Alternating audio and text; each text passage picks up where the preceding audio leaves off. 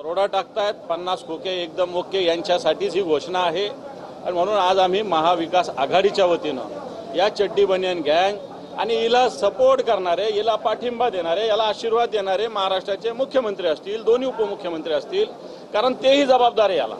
जर त्यांनी यांना आवरलं असतं किंवा आवर घालायचा प्रयत्न केला तर निश्चित थांबतील, परंतु यांचे दररोज मोठे मोठे पराक्रम बाहेर येतात आणि म्हणून या ठिकाणी आज आम्ही चड्डी बनियन गँगच्या विषयी एक आंदोलन केलेलं आहे.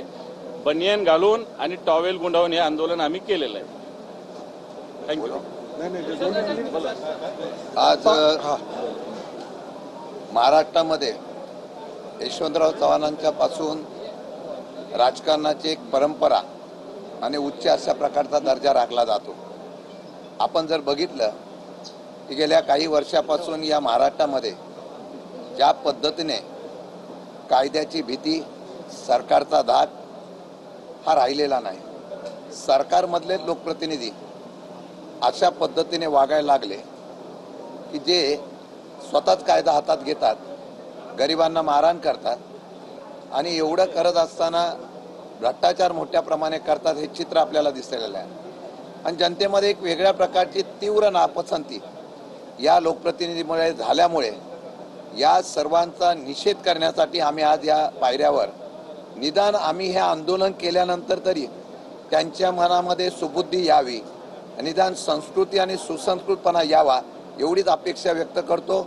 आणि या झालेल्या सर्व याचा 100% जे सरकारची आपल्या असलेल्या सहकाऱ्यांची भीती वाटत नाही, मुख्यमंत्री आणि त्यांच्या असलेल्या सहकाऱ्यांची भीती वाटत नाही, बेमालूनपणे काही वक्तृत्व करायचं, कशाही पद्धतीने वागायचं, सरकार आमच्या बापाचं ते असं समजून वागतात, त्याचा निषेध हा करतोय.